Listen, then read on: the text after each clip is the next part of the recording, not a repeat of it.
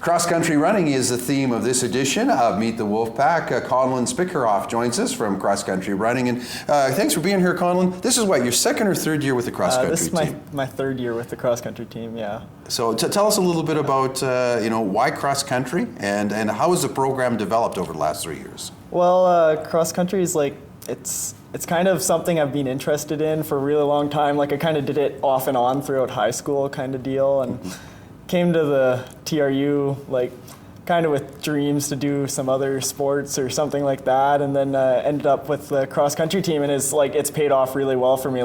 Over the years, we switched from CCAAs to CIS, which last year I guess is when we switched, and it's a bit of a different competition level, but as we've progressed from CCAAs to CIS, the intensity of the training, because I think my first year we started with 2 practices a week, like Tuesday, Thursday, with some supplement that we had to do on our own, and now I think we're doing 6 practices a week with a couple in the mornings, and so almost like 60K a week kind of running. And then there's school. Yeah, and then there's school on top of that. It's awesome, yeah, it's a great experience yeah. Before, Conlan, we talk a little bit about the school. Let's talk about the athletics. You mentioned there was a difference between college and CIS. Is it the routes? Is it the competition? Is it obviously the intensity of the practices, or what?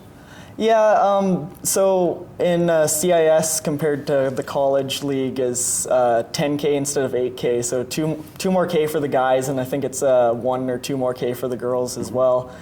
And it's, in terms of intensity, it's just kind of switching what we were doing for practices and stuff, so doing more long, 5-minute speed intervals instead of because in our first year, we were just kind of doing hill sprints and short 1-minute intervals, and now we're doing 5 to 10 minute intervals 3 or 4 times a week, and then it's the intensity levels sure being amped up and everything. Yeah. Do you find that is it a benefit to you? And I got to ask about the 2 extra kilometers. If you're patterned to run 8 and now you got to run 10.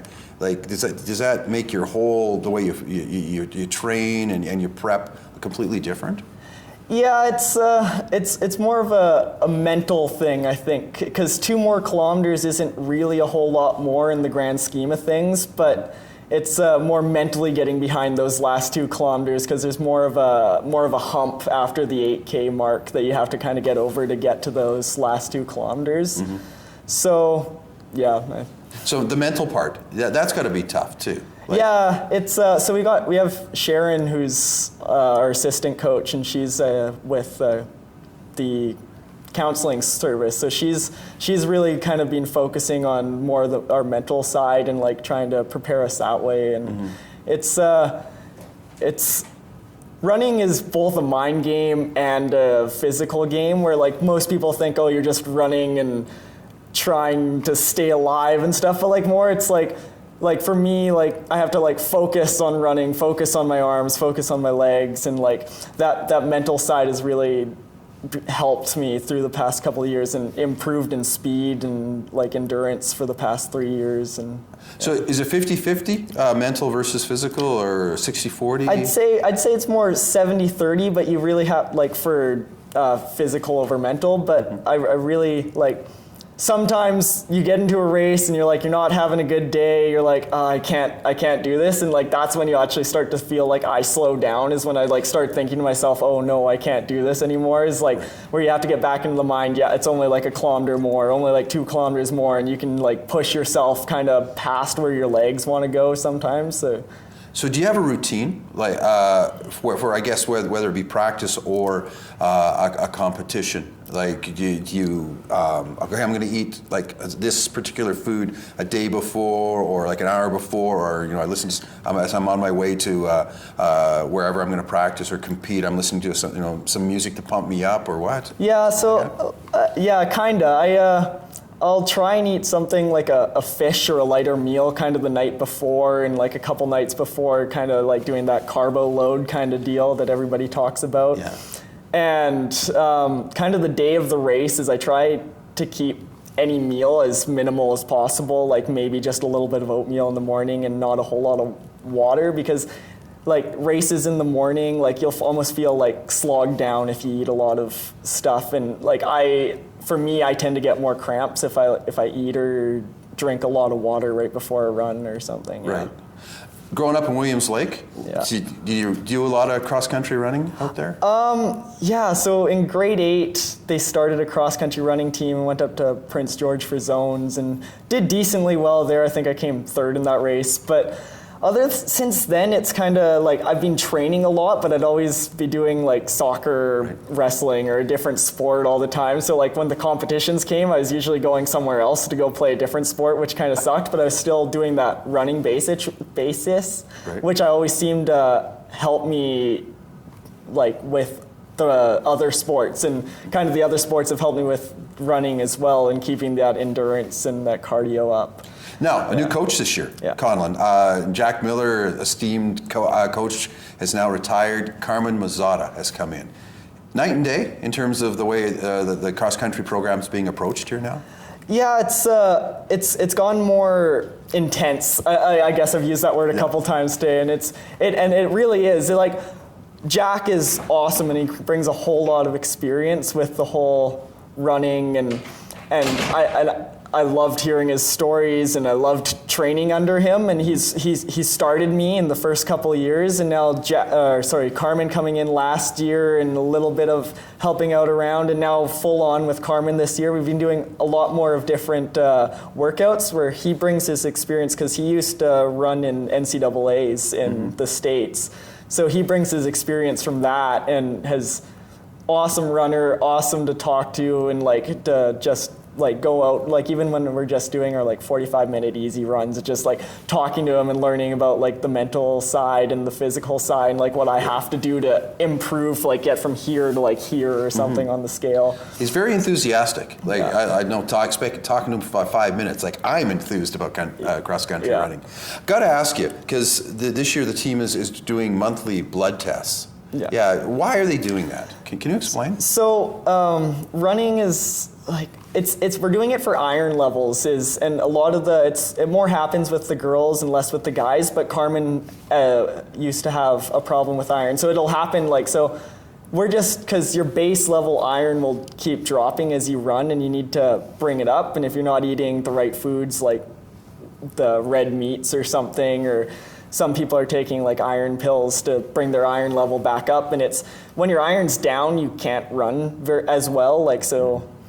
You lose that endurance and that physical ability to run. So that's why we're base leveling now, and then seeing what they progress to each month. And usually it'll drop, because that's just the science of running kind of deal. Speaking of science, that's what you're in, is it not? Bachelor of Arts, but it's Geography and Environmental Studies, so it's as science as it gets. Right. Yeah. So why that particular genre, and how do you find the balance between now more intense practicing and work in the classroom?